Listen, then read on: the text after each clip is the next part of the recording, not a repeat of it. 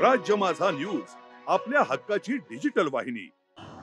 नमस्कार, मी माधवी चौधरी। राज्य माझा न्यूज मध्ये आपलं स्वागत आहे। बदलापूर मध्ये फिमेल टॅटू आर्टिस्टची आज आपण चर्चा करणार आहोत, तर थेट आज आपण त्यांच्याशी चर्चा करूयात। नमस्कार शर्मिलाजी, तुम्ही जसं की बदलापूर मध्ये टॅटू आर्टिस्टची सुरुवात कधीपासून केली आणि ट्रेनिंग कुठे केली, काय कसं केलं?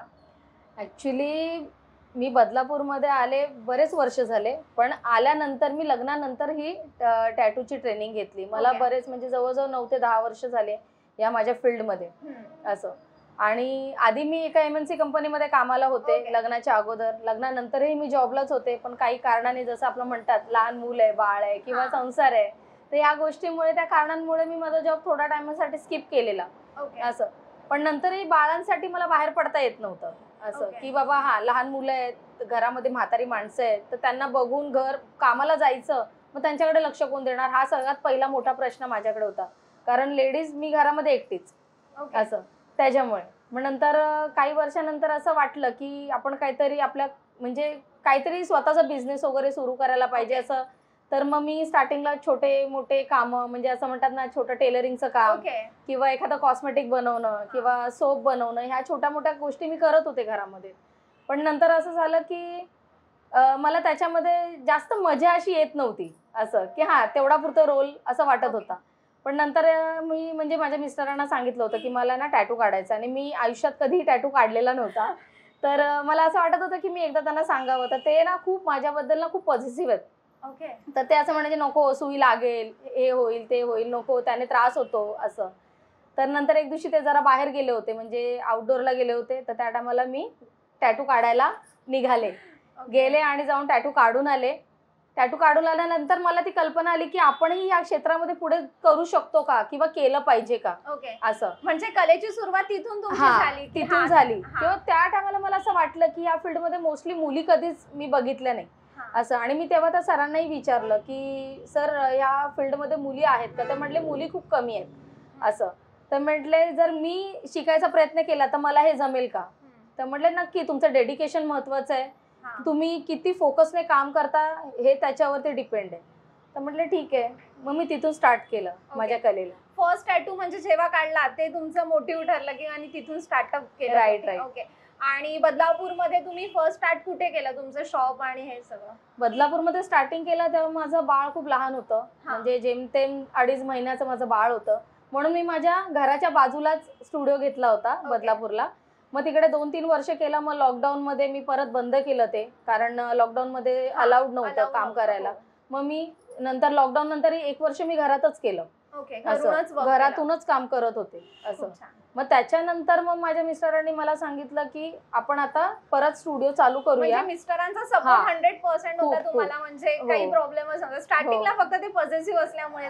मिस्टरांचा म्हणा, माझ्या सासऱ्यांचा म्हणा किंवा माझ्या आई बाबा, माझी सगळ्यात मोठा सपोर्ट म्हणायला गेला तर माझा भाऊ आणि माझी भावंड आणि माझे फॅमिली।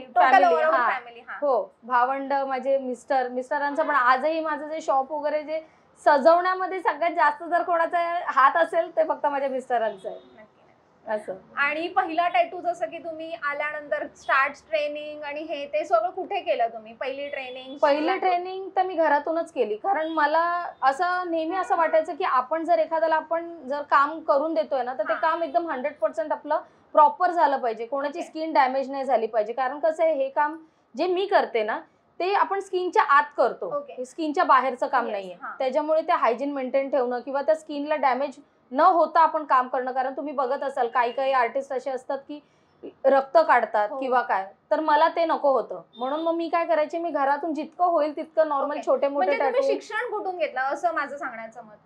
बेसिक शिक्षण तर मी माझं कल्याणमधून एक आर्टिस्ट आहेत सर डेव्हिड म्हणून, त्यांच्याकडून घेतलं होतं। आणि त्याच्यानंतर मग मी बाकी वर्कशॉप वगैरे जे काय मोठे मोठे आर्टिस्ट लोक त्यांच्या हाताखाली थोडंफार शिक्षण असं घेऊन मी माझं काम पुढे चालू ठेवलं सोडले।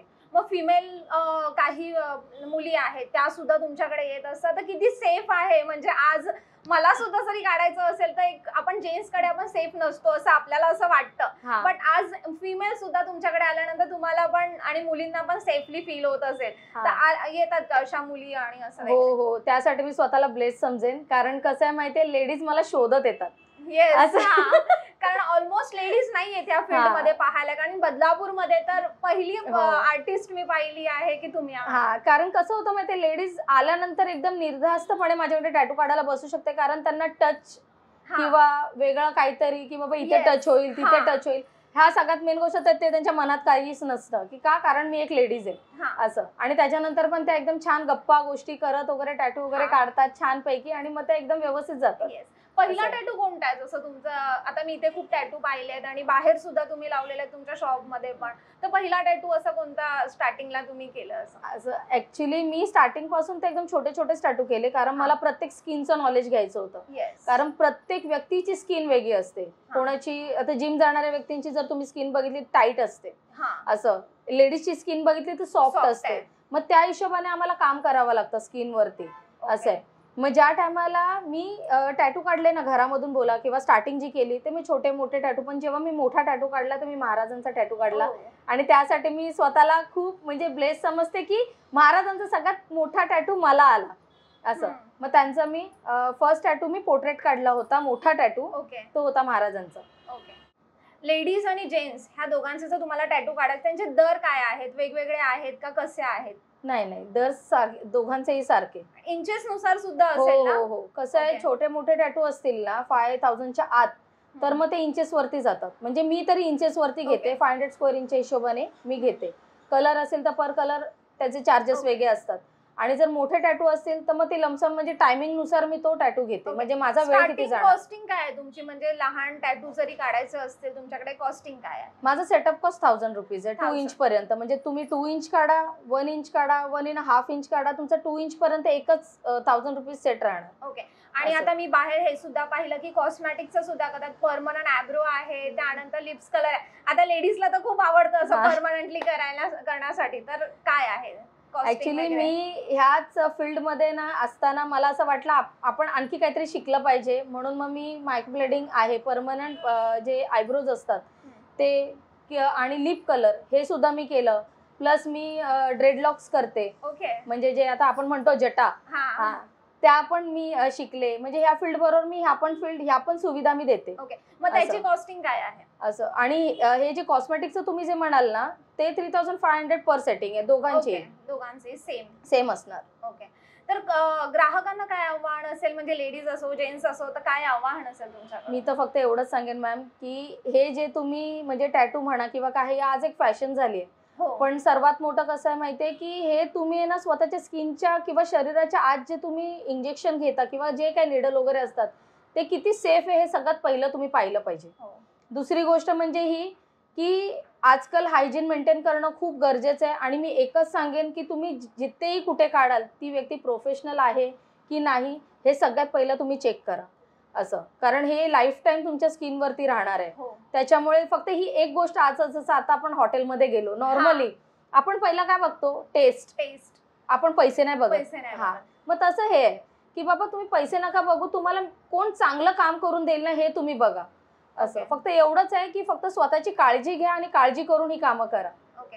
तर तुमचा जो ऍड्रेस आहे, पत्ता आहे, तो काय आहे नक्की तुम्ही सांगू शकता? हा, बदलापूर वेस्टला आहे. बदलापूर वेस्टला स्टेशनच्या बाजूला आहे ट्रेंड्स मॉल. ट्रेंड्सच्या बाजूलाच माझं टॅटूचं स्टुडिओ आहे. ओके. तर आपण शर्मिला यांच्याशी गप्पा मारल्यानंतर आपल्याला समजलं की tattoo artist, female tattoo artist आपल्या इथे आहे, तर नक्की आवर्जून आपण आलं पाहिजे. आपल्या सगळ्यांसाठी सेफ, आणि मुलींसाठी महत्वाचं म्हणजे खूप सेफ आहे इथे येणं. तर त्यासाठी त्यांनी सांगितलं रिलायन्स ट्रेडच्या बाजूलाच आहे त्यांचं ऑफिस आहे, तर तिथे येऊन तुम्ही टॅटू काढा नक्की. धन्यवाद. राज्य माझा न्यूज, आपल्या हक्काची डिजिटल वाहिनी.